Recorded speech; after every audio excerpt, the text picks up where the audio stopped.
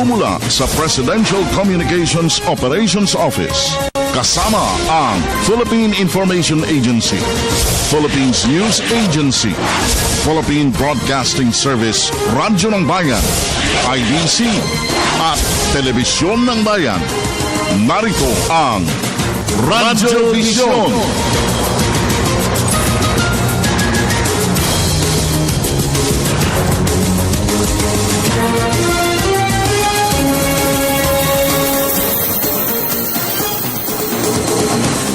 Isang makabuluhan, mapayapa, masaganang umaga, Luzon, Visayas at Mindanao. Saan man kayo naroon, anuman ang inyong ginagawa sa mga oras na ito, samahan po ninyo kami sa isa na namang edisyon ng ating Radyo Vision sa Media ng Bayan sa araw na ito ng Lunes, unang Lunes sa buwan ng Marso, ados na po tayo 2015. At siyempre pa makakapiling natin, makakaagapay natin sa ating PTV4 Telestudio ang ating namang kabalikat, ang mutya ng Antipolo City, none other than Miss Zarina Luzuegro, at siyempre pa ang ating lover boy, Julius Desamburon. At dito naman sa ating Radyo ng Bayan Studio, ang walang kakupas-kupas. Patuloy na nagniningning araw-araw sa kanyang mga ngiti sa labi na talaga naman pong ang ating mutya ng Baliwag, Bulacan, another Miss Vivian. Good morning. Good morning ka, Francis. Magandang umaga po sa lahat ng taga-subaybay ng Radyo Vision. Samahan niyo po kami sa susunod na isang oras na paghahatid ng mga pinakamaiinit na balita sa iba't ibang bahagi ng Pilipinas. Ako po ang inyong lingkod, Vivian Gulia. At ang inyo namang kaagapay, Francis Cancino. Nag-aanyaya, sama-sama tayo till 7 o'clock in the morning sa kabuuan ng ating edisyon ngayong araw na ito ng first Monday of the month of March.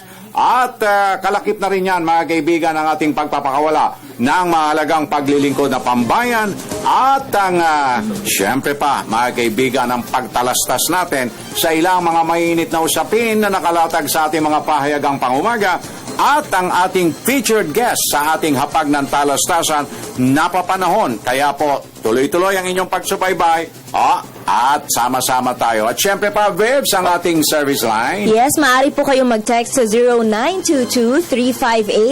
0922-358-2679 para sa inyong mga pabate, komento, at kung mayroon po kayong katanungan sa ating featured guest maya-maya lang. Okay, but don't forget to write your name and your addresses, please. At paunawa natin, kapag wala pong pangalan ng inyong mga messages, hindi po namin mababasa in fairness to everybody. At siya nga pala, Vibs, sa umagang ito, ng first Monday of March, saludo kami.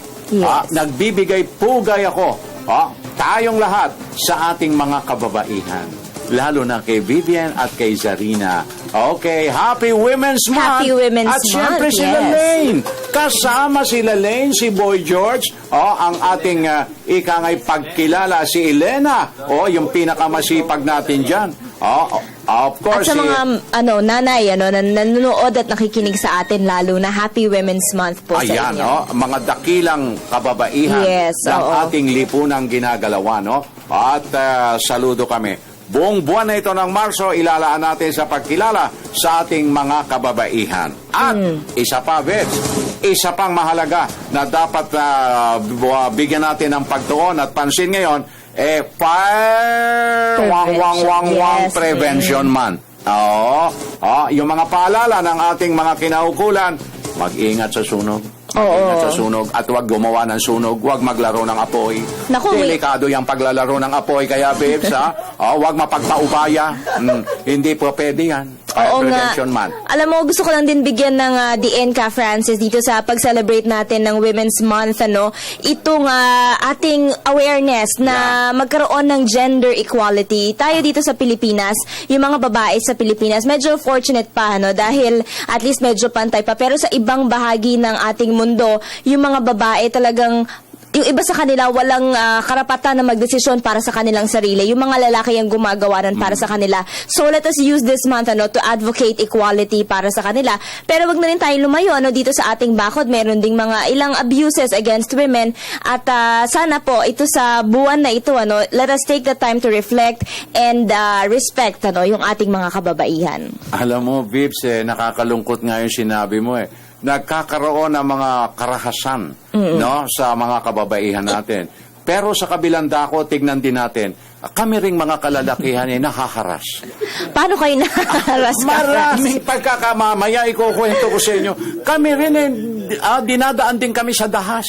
Alam mo, I believe you, kasi meron din namang yung mga stereotypes sa mga babae, naaapektuhan din in a way yung mga lalaki. Kasi halimbawa, sinasabi nila na yung mga babae ay mga mahihina. So, pressure yun para sa inyo mga lalaki na maging mas malakas kahit na minsan ay, di ba, meron din kayo mga times of weakness, ganyan. Aba, lahat naman tayo may Lahat, kahinaan. opo. Ako, madalas din ako nanghihina Okay, tuloy-tuloy na tayo, Vips. Sa 6 na minuto, 56 segundos. Makalipas ang alas 6, Vips. Yes, puntahan na natin ang ating kasamang si Zarina Lusuegro dyan sa PTV Telestudio. Zarina, maganda umaga. Happy Women's Month. Happy Women's Month.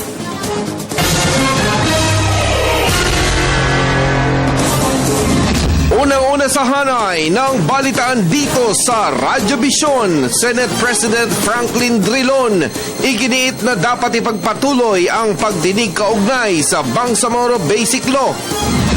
Armed Forces of the Philippines pinalakas pang lalo ang operasyon kontra presensya ng mga foreign terrorists na kinakanlong ng BIFF. Abu Sayyaf leader na si Commander Radulan Sahiron sugatan, habang 25 kasamahan nito ang nasawi sa operasyon ng militar sa Patikul, Sulu. Tulong ng mamamayang apektado ng kaguluhan sa Mindanao, tiniyak ng pamahalaan. Malacanang nanawagan sa publiko na doblehin ang pag-iingat laban sa sunog ngayong panahon ng tag-init. Siksik ang mga balita dito sa Radyo Vision Media ng Bayan. Maraming salamat, Francis and Vivian. Magandang umaga, Bansang Pilipinas. Ngayon po ay ika-2 ng Marso sa taong 2015. Narito na po mga balitang nakalap ng media ng bayan. Una sa ating mga balita, iginiit ngayon ni Senate President Franklin Drilon ang pagpapatuloy ng pagdinig kaugnay sa panukalang Bangsamoro Basic Law. Inayag ito ni Drilon matapos suspindihin ni Senate Local Government Committee Chairman Bongbong Marcos ang pagdinig sa BBL upang mabigyang linaw muna ang naganap na enkwentro sa Mama Sapano na ikinasawi ng South 44. Ayon kay Drilon, ngayong tapos na ang investigasyon sa Mama Sapano encounter, panahon na para ituloy ang pagdinig sa Bangsamoro Basic Law. Partikular na sisiyasatin ng Senado sa BBL ang kontrol sa national at constitutional offices.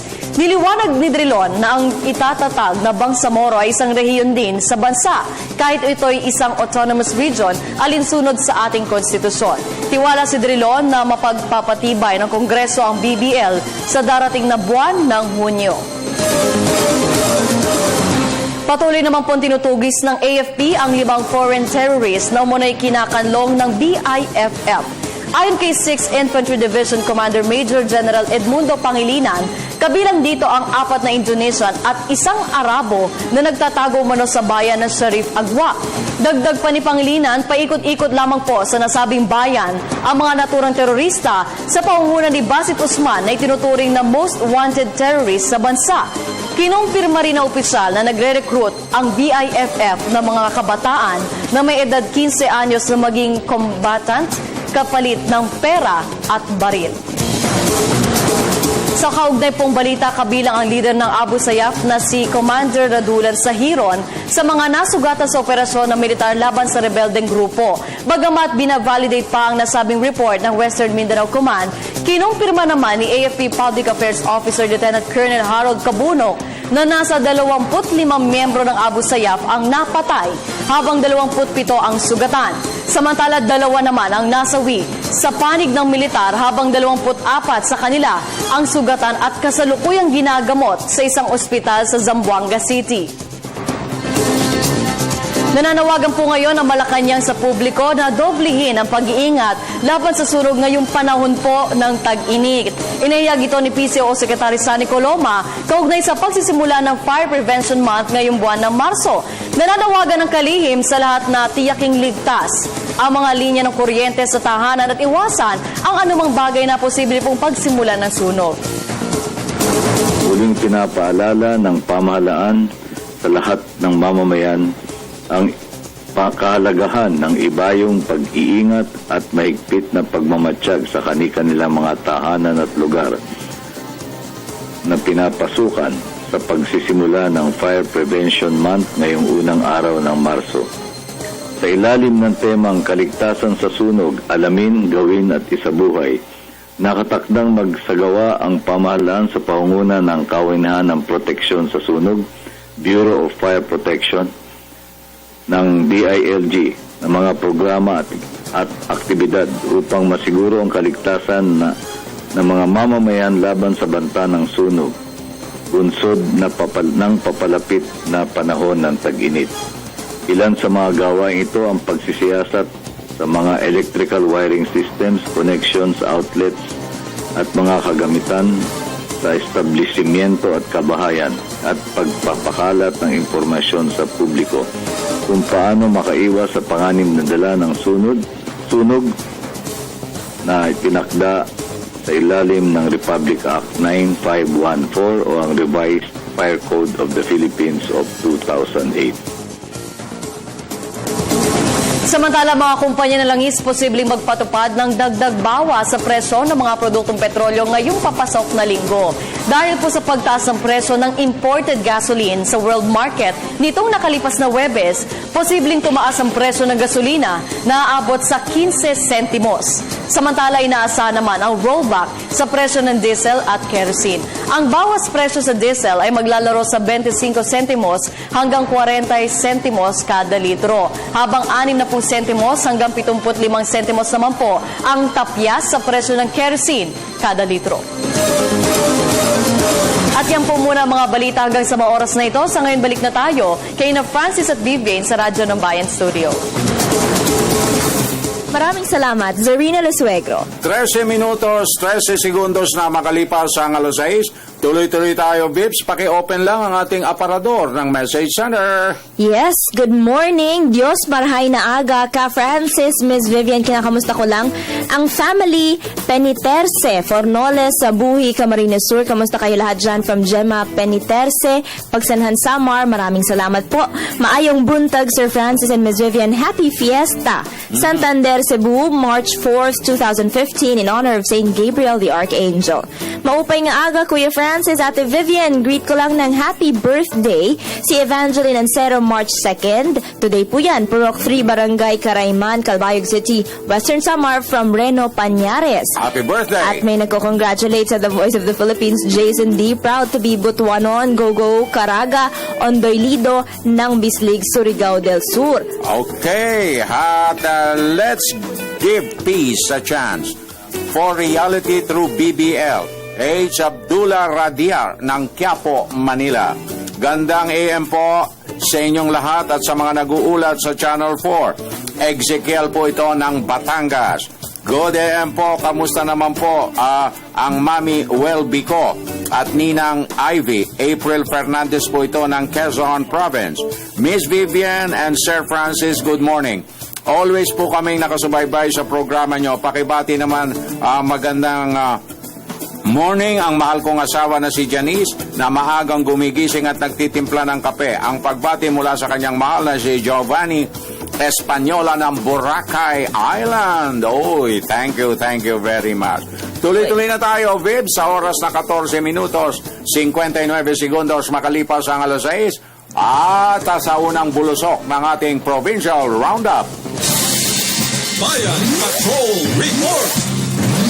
Unahin natin ang ating radyo ng Bayan Tandag with Greg Tataro Jr. Madayaw nga buntag sa inyong tanan. Greg, konektado ka. Yes, madayaw na buntag, inilantan ng Bureau of Fire Protection sa Surigao del Sur ang pangunahing aktibidad sa pagdiriwang ngayong buwan ng Marso ng Fire Prevention Month. Ayon kay Provincial Fire Marshal Inspector Ruela Binulan, ito ay alinsunod sa 2015 nationwide program of activities na ipinagtutos sa memorandum noong pang-Enero 21 ni Caraga DSP Regional Director Senior Superintendent Leonidas Perez. Samantala, tiniyak ni Binulan na kabilang sa magiging pangunahing gampanin ng sakop nilang 15 mga fire station sa buong probinsya ang pag-igihan ang Fire Safety Awareness Campaign. Ang Fire Prevention Month ngayong taon ay may paksangdiwang kaligtasan sa sunog, alamin, gawin at isabuhay natin. Para sa Radyo Vision, ito si Greg Tataro Jr., DXJS, Tandog Media ng Bayan. Thank you very much, Greg Tataro Jr. Dumako naman tayo sa Tacloban. Nariyan na ating kasamang si June De Leon. June, maupay nga aga, konektada ka. Hinikayat ni Virgilio S. Almario, Pangulo ng Komisyon sa Wikang Pilipino, ang lahat ng opisyal ng pamahalaan na magsilbing huwaran sa paggamit ng wikang Pilipino. Si Almario, na 2003 national artist, ang nagsabing karamihan sa mga opisyal ay gumagamit ng salitang Ingles sa kanilang talumpati, kung kaya nagkakaroon ng sagabal sa pagbibigay halaga sa ating sariling wika. Kaugnay nito ay nanawagan si Almario sa mga opisyal ng pamahalaan na gamitin ang sarili nating wika, tulad ng magandang halimbawa ni Pangulong Noynoy Aquino na Filipino ang ginagamit maging sa State of the Nation address nito. Ayon sa nasabing opisyal, si Pangulong Aquino pa lamang ang gumagamit ng ating sariling wika at ito ay nagbibigay ng sariling pagkakakilanlan sa ating bansa. Naniniwala rin si Almario na malaki ang maiaambag ng wikang Pilipino sa paglago ng ekonomiya ng bansa sa hinaharap. Idinagdag pa ni Almario na sa kabila ng napakaraming ginagamit nating salita sa buong kapuluan, naiintindihan pa rin natin ang bawat isa sa paggamit ng lingua franca at ito ay Filipino. Nang tanungin tungkol sa kalagayan ng wikang Filipino sa ngayon, sinabi ni Almario na maganda naman ang kinalalagyan nito sa ngayon at ang kanyang misyon ay matupad ang pagtangkilik ng sariling wika sa lahat ng paaralan at institusyon sa buong bansa. Mula DYCity 102.3 FM, Radyo ng Bayan, June De Leon, PBS, Media ng Bayan. Maraming salamat, June De Leon. Puntahan natin ang ating radyo ng Bayan, Tuguegarao with Teresa Campos. Teresa, na imbagabigat kakabsat, konektado ka. Yes, na imbagay-bagat kasamang Francis. Natapos na nitong Sabado ng PIDEA Region 2 at PIDEA NCR ang inventaryo sa mga kagamitan at kemikal na nakumpiska sa isang raid na isinagawa nitong Webes sa isang pinaghinala ang Shabu Laboratory sa Bukirin na pag-aari di umano ni dating Lasam Cagayan Mayor Attorney Orlino Agatet Sr. sa Barangay Nicolas Agatet, Lasam. Ayon kay PIDEA Region 2 Director Juvenal Azurin, ang hindi pa nila natatapos na ngayon ay ang testing sa mga controlled precursors and essential chemicals dahil sa dami ng volume ng mga ito. Bukod sa mga kemikal na hinihinalang sangkap sa paggamit ng shabu o paggawa ng shabu ay mahigit 10 iba't ibang uri ng short and long firearms ang nakumpiska rin ng PIDEA at PRO2 na kasama sa operasyon. Kasabay ng raid sa farm ni Agatet sa Barangay Nicolas ay ang pagsalakay rin ng PIDEA at PRO2 sa isa namang warehouse o imbaka ng mga kemikal sa paggawa ng shabu sa Barangay Niwagat, Gataran, Cagayan. Sinasabing magkaugnay ang operasyon na nasabing warehouse sa shabu sa laboratory sa Lasam.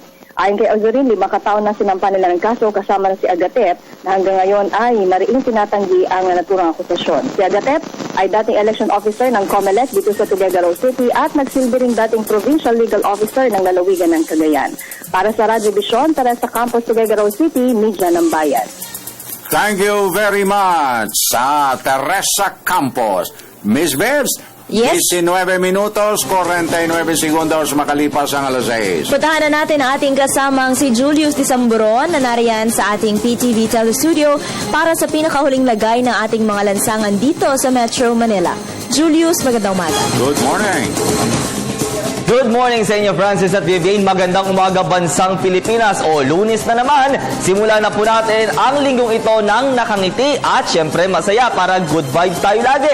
Good vibes nga ba ang mararanasan ng ating mga motorista sa pagdaan sa ilang pangunahing kalsada ng Metro Manila? Kaya silipin na po natin yan sa tulong ng MMDA Traffic Metro Base. Unahin po natin ang bahagi po ng EDSA Pituazon sa lungsod po ng Quezon sa mga oras na ito o dahig pa ang na-broken hearted dahil dahil unti-unti na pong nagsisikip ang daloy na ating mga sasakyan sa bahagi po ng southbound lane kung saan po kung kayo man po ay tutungo ng area ng White Plains, Connecticut o kaya ng lungsod ng Makati dahil yung mga sasakyan po natin ay unti-unti na pong nagkakaroon o nakakaranas ng moderate to heavy traffic situation ngayong pasado alas 6 ng umaga. Pero syempre yung mga sasakyan na po natin napatungo naman po pabalik ng North Avenue at ng Muñoz, gayon din yung mga daraan ng service road ng Araneta Center at ng Cubao sa mga oras pong ito. Aba, good news pa dahil nagiging maluwag pa naman po ang daloy ng ating mga sasakyan.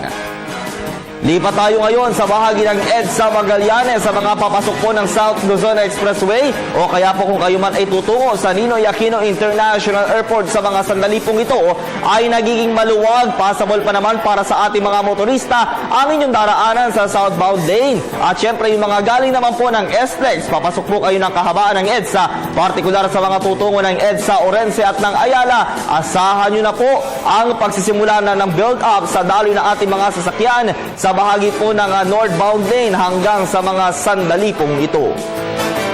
Sa bahagi naman tayo ng C5 Green Meadows bilang alternatibong daan ng ating mga motorista, yung ating pong northbound lane pabalik po ng area ng Tandansora at ng University of the Philippines. Kasalukuyan po lamang nagkakaroon ng stop and go signal dahil po doon sa mga sasakyan nakakaliwa po dyan sa bahagi po ng C5 at yung mga galing naman po ng lungsod ng Quezon, patungo naman po ng Tiendesitas at ng Market.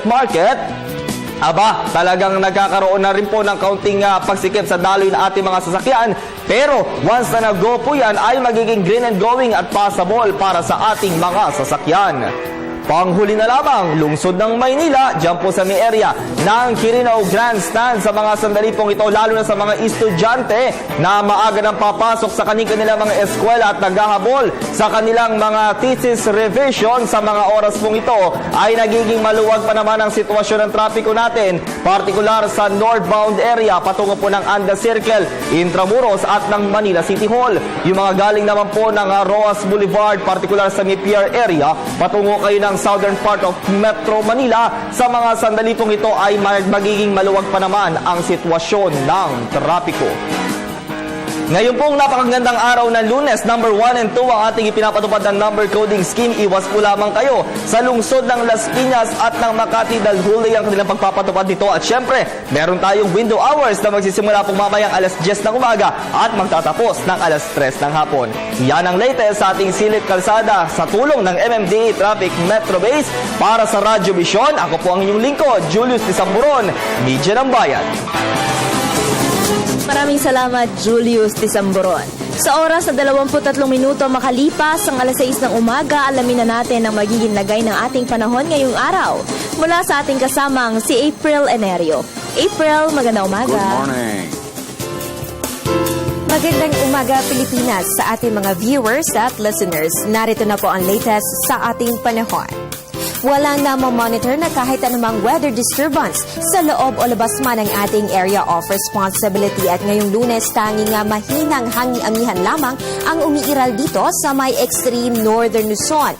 Ayon sa latest weather forecast ng Pag-asa, dito po sa mga isla ng Batanes, Calayan at Babuyan, minsan magiging maulap po ang kalangitan na merong isolated light rains. Habang dito naman sa Metro Manila at natitirang bahagi naman sa Luzon, Visayas, Mindanao, asahan po natin ang fair weather condition. Asahan po ang bahagya hanggang sa maulap na kalangitan at maging handa lamang sa isolated rain showers or thunderstorms. Samantala ngayong Marso, isa o wala ang average na bilang na bagyong inaasahan sa buwang ito. Ayon sa Pag-asa, dalawa po ang usual track nito. Una, pwede itong tumawid ng ating kalupaan dito sa may bandang Visayas o pwede rin itong mag-recurve papalayo ng ating landmass. At yan po ang latest mula dito sa Pag-asa. Para sa Radyo Vision, ako po ang inyong weather girl, April Enerio, Media ng Bayan. Maraming salamat, April Enerio. 25 minutos, 5 segundos makalipas ang alas 6, babes. Ihabol mo ang ilan nating mga mensahe pa rin, please. Maupay na aga, Radyo ng Bayan. Greet ng new priest in charge, St. Anthony of Padua Mission Center, Barangay Carayman, Calbayog City, Western Samar, Reverend Father Tito Tan Voz. At pabati kay Kathy Gallegues, sana nakikinig siya, miss na kita. Sana magkita na tayo mula kay Jonas ng Katbalogan, Samar. At maraming nagbe-birthday ngayon ka, Francis. Happy birthday kina Rosie Veneracion ng San Ildefonso, Bulacan, kina Oliver Abeleda, at kina Andre Amadeo, ang ating correspondent dyan sa Baguio City. And of course, nagbe-birthday din po ang direktor ng PTV, si Miss Veronica Jimenez Baluyot. Happy birthday po. Happy birthday sa lahat po ng diriwang ng kanilang espesyal na araw. Ngayong araw na ito, March 2nd, 2015. Okay, hi, Bibs. Good morning. At kay Ka Francis, na manonood kami dito sa Maragusan, Combal Province. Malakas kayo dito from Julius. Tuloy-tuloy tayo, Bibs, at yung mga humihiling sa atin. Para pagbigyan natin yung mga nagre-request na ilabas itong foreign currencies update. Bale, ang katumbas po ng $1 ay 44 pesos and 09 centavos. Ang katumbas naman po ng isang yen ay 0.37 centavos. Okay. Kada pound po ay mayroong katumbas na 67 pesos and 94 centavos. Canadian dollar, 35 pesos and 22 centavos. Saudi Riyal ay 11 pesos and 76 centavos. At kada euro po ay nakakahalaga ng 49 pesos and 37 centavos. Thank you very much. Tuloy-tuloy tayo. Bigyan na natin ng ilang paalala mula sa inyong himpilan.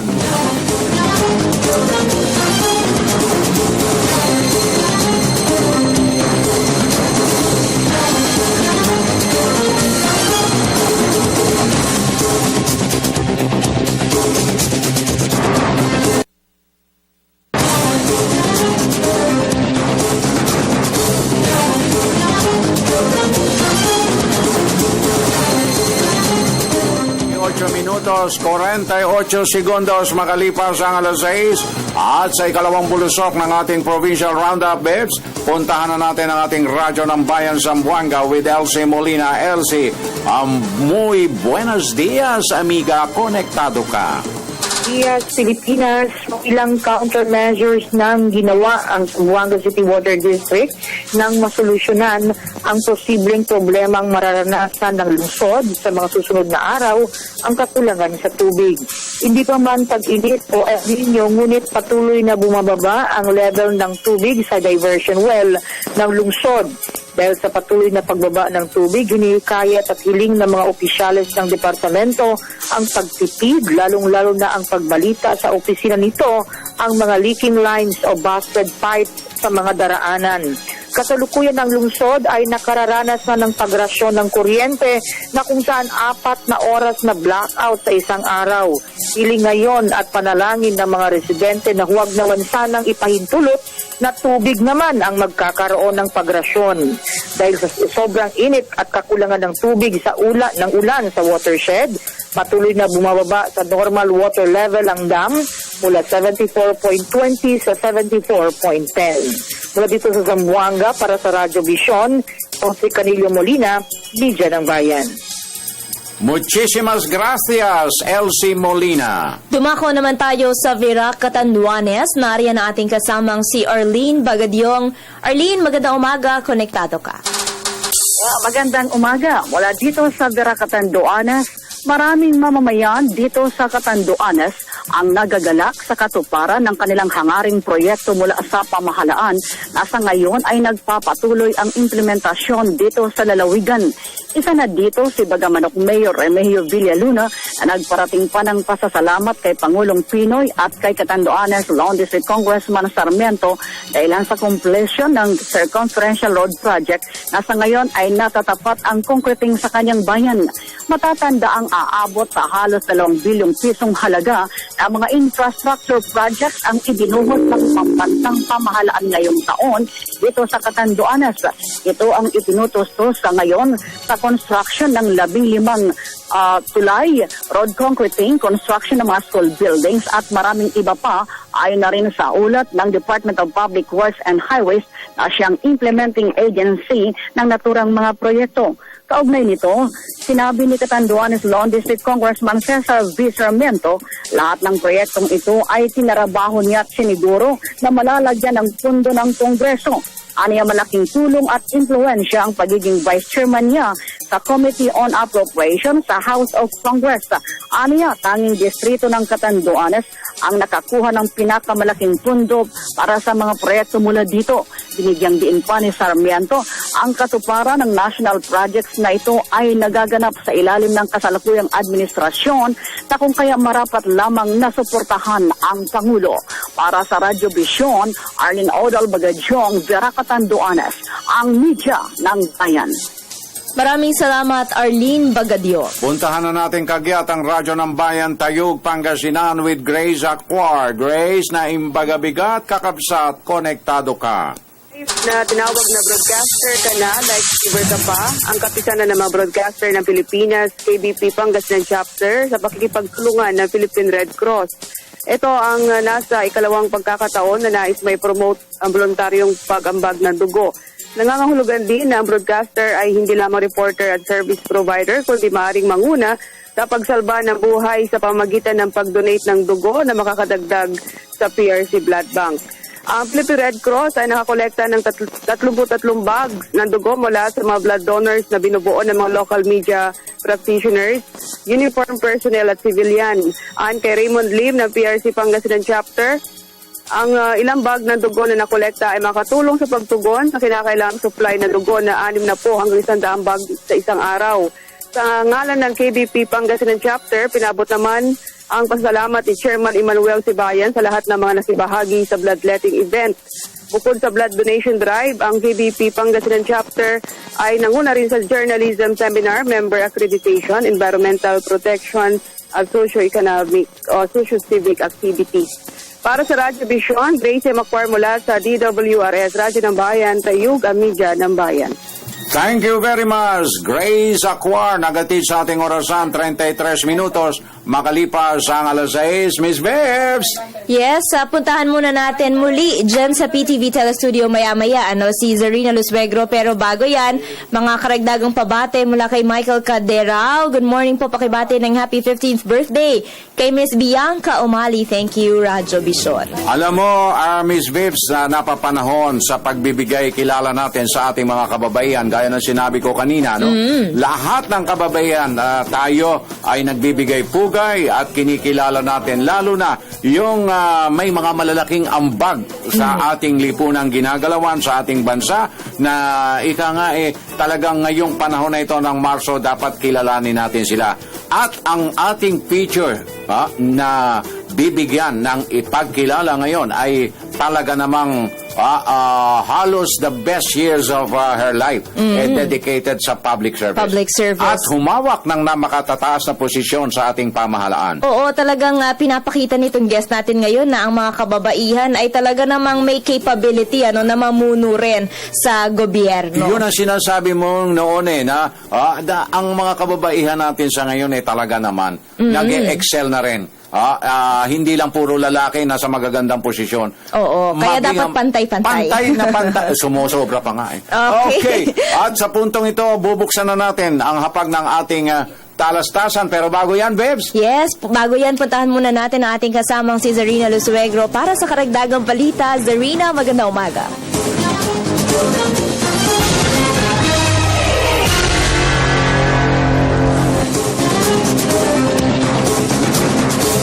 Maraming salamat, Vivian. Bilang paghahanda po sa malalakas na ulan at pagragasa ng tubig baha sa Central Luzon, puspusan na ang ginagawang road elevation project ng pamahalaan, partikular na sa Pulilan at Kalumpit sa Bulacan. Ito ang magsisilbing daan ng mga rescue teams upang agad na makaresponde at takbuhan ng mga nasa low-lying areas. Balita mo kami, Julius de Samburon.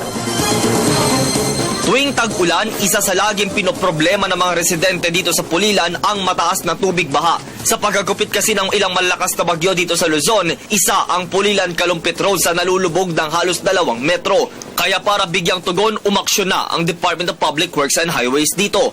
Ayon kay Public Works Regional Director Antonio Molano Jr., posposa na ang ginagawang elevation ng Pulilan-Kalumpit Road bago na naman pumasok ang malalakas na ulan sa bansa. Nung bumagyo ng o even yung habagot lang, nalubog yun ng mahigit na 1 metro. So ngayon, itinataas din namin ng mahigit na 1 metro yon with the level ng Labangan River para kung sakaling lumubog na yung area din ng doon sa may Pulilan Kalumpit, yung daan is passable. Personal naming tinungo ang nasabing daan at ito ang aming nasaksihan.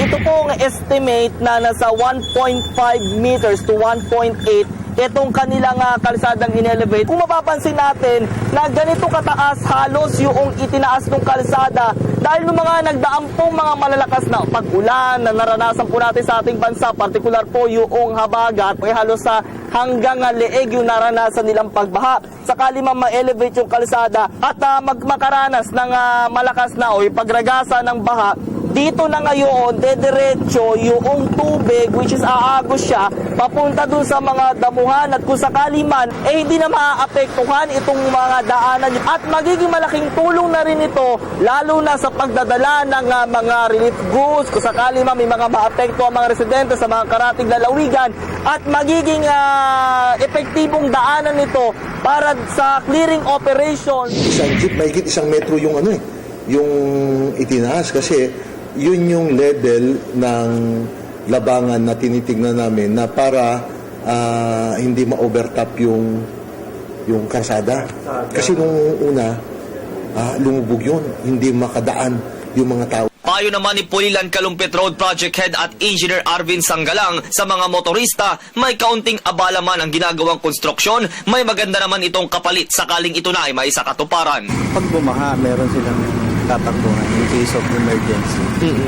Meron silang tatakbuhan na highway na hindi nakalubog sa tubig. Nagsimula tayo dun sa sabi may abala, syempre may abala sa simula, pero ginawa naman yung kasunod pagka natapos yung proyekto.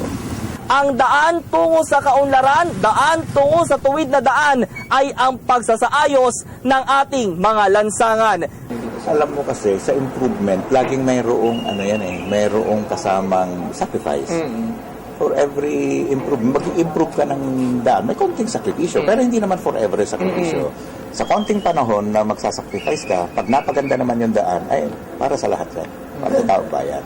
Ang tuwid na daan is not necessarily na yung daan na dapat iliko, ay hindi mo na ililiko. Hindi. Ang tuwid na daan is yung susundin natin yung tamang process. Yung dapat na process hindi mo ililiko. Hindi ka dadaan doon sa para maiwasan mo yung process na yun. Yan ang tunay na aksyon para sa ating mga boss. Para sa Telebisyon ng Bayan, ako si Julius D. Samburon. Nagpaalala naman po ang Department of Education sa mga eskwelahan na gawing simple ang pagdaraos ng graduation ceremony ng mga mag-aaral. Ayon po kay DepEd Secretary Brother Armin Luistro, hindi kailangang magarbo ang kasuotan at ang lugar na pagdarausan ng naturang mahalagang okasyon. Iginit rin ng kalihim na dapat voluntaryo ang pag-avail ng graduation yearbook. Bukod dito, hindi rin dapat gawing requirement upang makapasa ang mga aktibidad gaya ng field trip, film showing at junior-senior prom. Inatasan rin ng DepEd ang mga pampublikong paaralan na kunin sa kanilang maintenance and other operating expenses ngayong taon ang budget para sa mga graduation. At yan po mga karagdagang balita sa mga oras na ito. Balik na tayo sa Radyo ng Bayan Studio kasama sina Francis at Vivian. Maraming salamat, Zarina Lusuego. 40 minutos, 40 segundos. Makalipas ang alas 6, tuloy-tuloy na tayo, Vibs. Maayong bunta ka, Francis at Vivian. Miss Vibs, bagay ka sa imong gusot na naisamot ka. Kagwapa mo. Happy Monday, you. Chris Plaza ng Agusan del Sur. Bukas na ang ating hapag ng talastasan, Vibs. Ipakilala mo na ang ating distinguished guest for today sa ating Women's Month celebration. Yes, kapiling po natin ngayon mga kaibigan, ang Governor ng Red Cross, dati pong Secretary ng Department of Social Welfare and Development at dati rin pong Chairperson ng Civil Service Commission, si Governor Corazon Alma de Leon. Magandang umaga po, ma'am. Magandang umaga. Alam mo, it's a privilege to be here dahil suki ako ng Radyo ng Bayan, doon pa nung chairman ako ng civil service, and of course, also now that I'm with the Red Cross. Okay, good morning, Madam Governor. Siguro po, napapanahon na para sa pagbibigay kilala natin sa role ng ating mga kababaihan ngayong celebration ng Women's Month celebration. Madam Governor, gaano po katagal at kahabang panahon, ilang taon ang iginugol ninyo sa paglilingkod pambayan? Sa pambayan, 34 years. 34 years, wow. 28 years sa Department of Social Welfare and Development. I rose from the ranks from Community Center Director until I became Secretary. No? Wow. And then of course, I moved, 3 years lang akong Secretary ng DSWD, and I moved to be Chairperson of the Civil Service Commission. Ang magandang puntos na gusto kong i-share, when I became Chairman of the Civil Service, I became also the first Filipina to be a member of the International Civil Service Commission of the United Nations. Wow. That was 40 years na naging member ako dito. Kaya maganda yung palagay kong iniwan nating legacy sa pamahalaan. And after that, after I retired at age 60, bale, in 2001, I moved naman to the Red Cross in 2006, which is like after 5 years. And there I served as Secretary General for 3 years. Okay. So And and then I became governor after I left in the Red Cross as Secretary General. Okay, until now, I'm Board of governor. Okay. So, sa larangan po ng kung tatantusin natin, Madam Governor, alin po ba ang mas mahirap na ginampanan ninyo bago kayo nag-iwan ng isang legasiya o pangalan sa gobyerno po, kung ihahambing natin sa pribado? Well, unang-una, sinabi ko nga, ang pangalan ko, Corazon Alma de Leon. Pag ako ini-introduce ko sarili ko, sabi ko, binigay ko ang puso ko sa Department of Social Welfare and Development. Right. Binigay ko ang aking kaluluwa sa Civil Service Commission. Alma, okay. At yung de Leon ko ay binigay ko sa Red Cross sapagkat kailangan ay matindi ang demand sa Red Cross sa pagsunod sa tinatawag nating always first, always ready, always there. So yung masasabi kong 34 years, kinapture ko in 3 years sa Red Cross. Ma'am, sa haba po ng inyong paglilingkod sa ating bayan, sa inyo pong opinyon, gaano na po kalayo ang nararating nitong advokasya natin na magkaroon ng pagkakapantay-pantay ang kababaihan at ang kalalakihan? Actually, malayo. Kasi kung ikukumpara mo sa ibang bayan dito sa ating ASEAN region, ay talagang medyo malayo tayo. In fact, I was talking to former Department of Foreign Affairs Secretary si Delia Albert. And sabi niya, ang Pilipinas ang pinakamaraming women ambassadors o women consul generals. Marami yun. At in addition to that, nakita ko din, nung time namin under President Ramos, ay marami kaming miyembro ng kabinete. Na babae. Na babae. And then also presently in Congress, makitang marami na rin ang miyembro ng Congress. Sa Senado, hindi pa rin ganun karami, pero sa Kongreso, medyo marami na. So talagang this is welcome progress, Ka Francis, na marami ang representasyon ng mga kababaihan sa ating gobyerno dahil di po ba sinasabi na ang mga kababaihan ay bahagi nitong marginalized sector. At least ngayon, meron na pong nagpupush ng ating advocacies. Oo. Correct ka dyan. In fact, masasabi ko that when I would look at the bureaucracy right now, halos equal, halos 50-50, no? At unfortunately, pag tumaas na yung posisyon up to, let's say, regional director, katulad sa DepEd, marami pa rin ang kalalakihan rather than women, pero at the lower level, mas marami ang kababaihan. Nung kayo po, Madam Governor, ang nanunuparang chair ng ating Komisyon ng Serbisyo Sibil, kung titingnan po ninyo at tatantusin ang bureaucracia natin,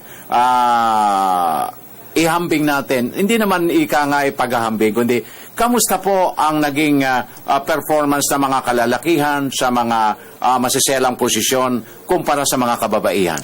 Hindi ako makapag-judge kung sasabihin ko mas magaling mga kalalakihan. Pero sa aking perception, mas maraming kaso ang kalalakihan. Bakit? Sapagkat yung vulnerability ng mga lalaki, hindi naman pareho sa kababaihan. Halimbawa, sabi natin, wine, women, and song sa mga kalalakihan. Kaya mababang posisyon o kaya mataas, ang vulnerability pareho eh. Pero sa kababaihan, it's less. No? Okay. Of course, there will be women who are prone to gambling also, nagsusugal, at bihira. At sa lalaki, may karagdagan pa. Ito nga, yung wine, women, and song na sinasabi ko, na becomes difficult also sa isang namumuno kung meron ka mga tauhang ganon. Alam nyo, this reminds me, dun sa quote na sinabi ni Margaret Thatcher dati, yung sa politika raw po, if you want things said, rely on men. If you want things done, rely on women. Wow! And speaking of Margaret Thatcher, I was able to meet her when I was chairman of the Civil Service Commission. And I remember yung sinabi niya sa akin, there are 3 things you should do in the civil service. 1, sabi niya, streamline the bureaucracy. Number 2, fight graft and corruption. And 3rd, pay the civil servants well. Ako naman natutuwa na medyo dun sa pay the civil servants well, medyo nag-improve. No?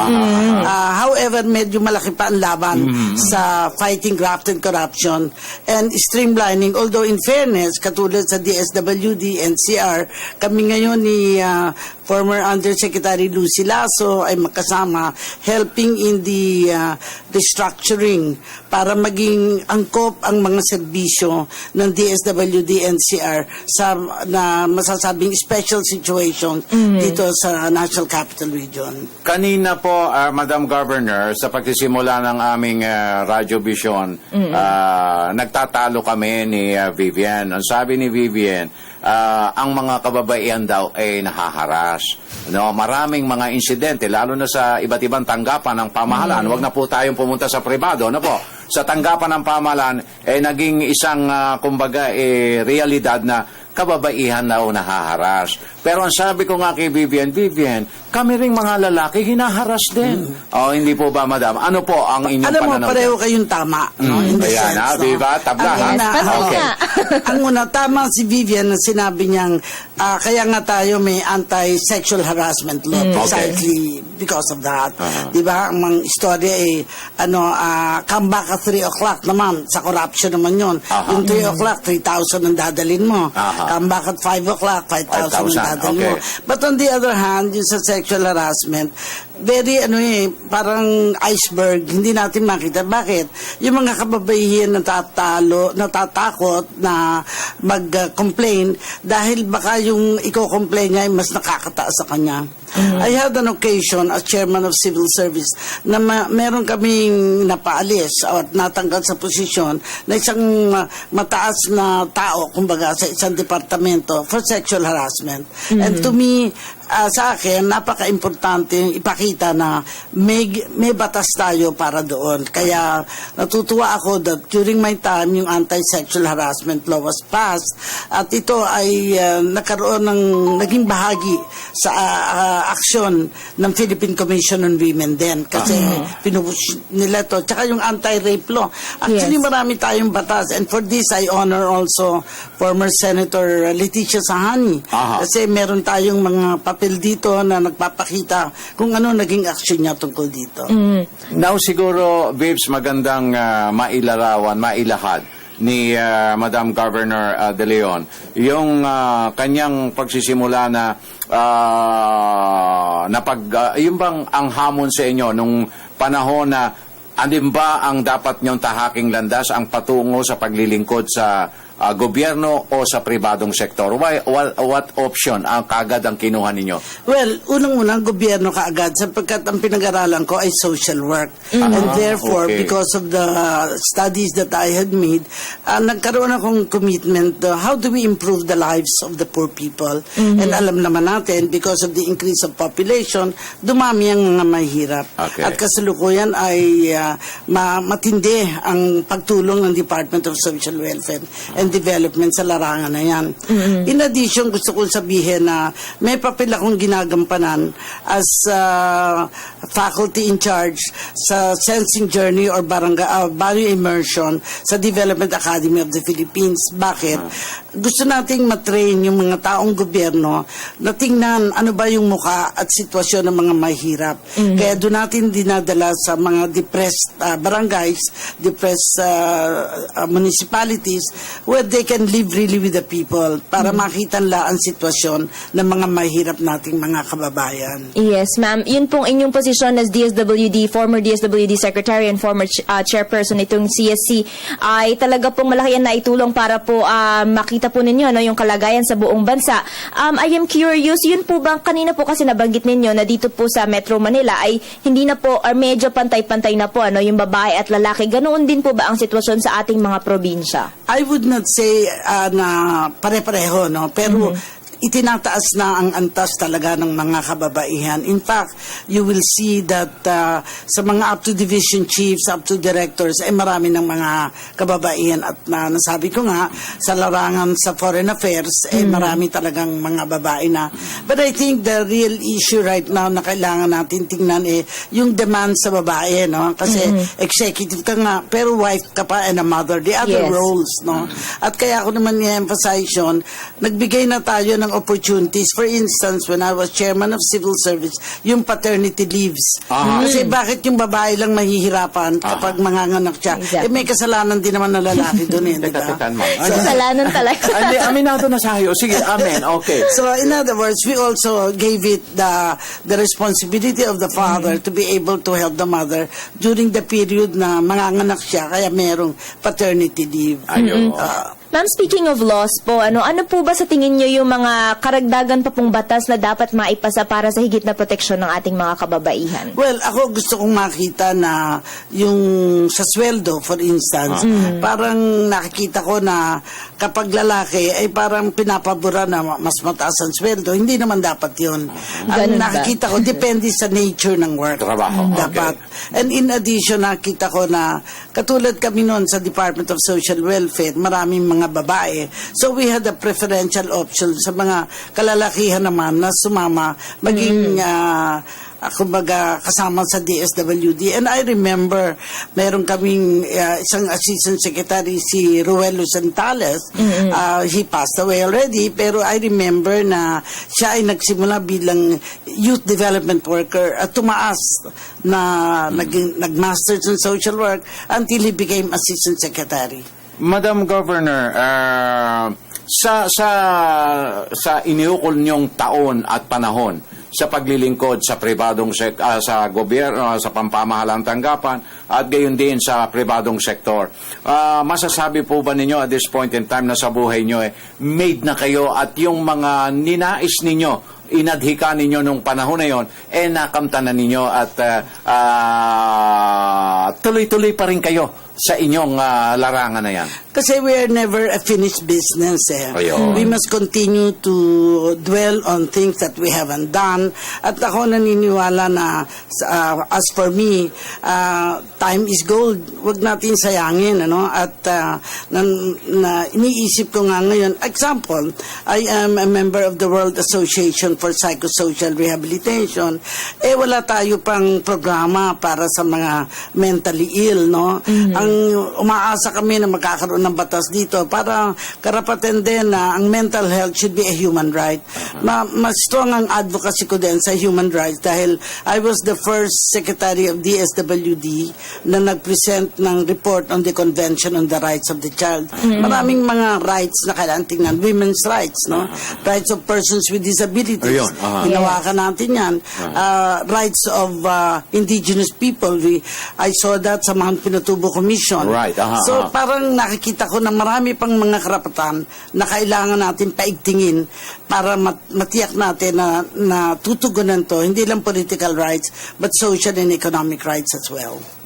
Isa na lang hiyahabol kong tanong before we run out of material time. Noong mga unang dako, Madam Governor,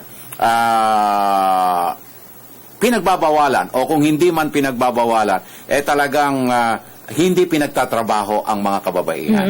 Lalo na kapag may pamilya na, ano po? At ang talagang nagke-carry na lang talagang responsibilidad at bumabalikat, ang kalalakihan bilang the head of the family.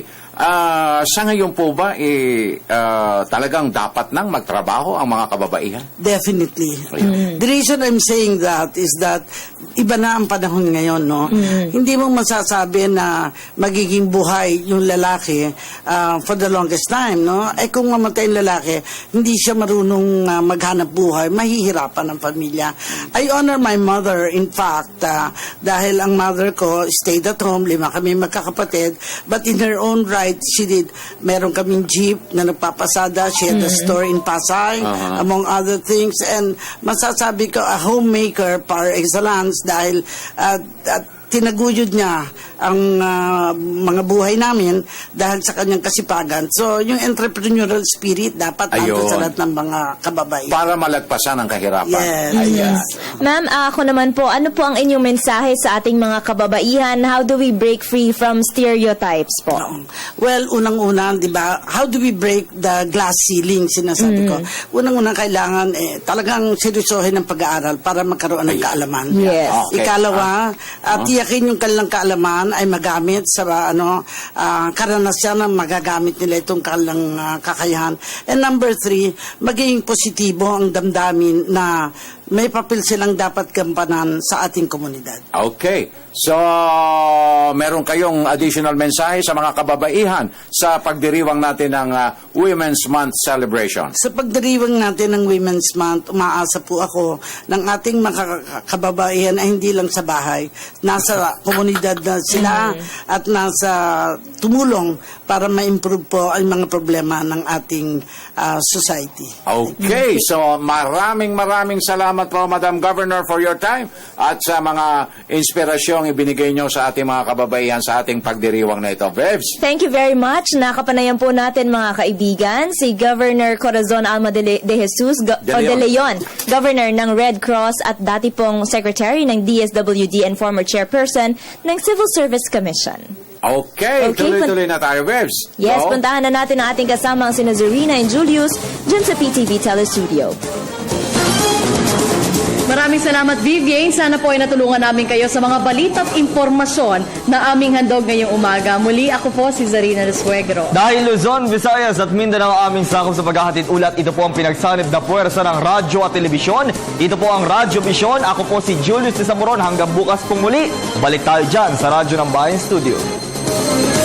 Maraming salamat, Zarina and Julius. Mga kaibigan, dito na po nagtatapos ang isa na namang edisyon ng Radyo Vision.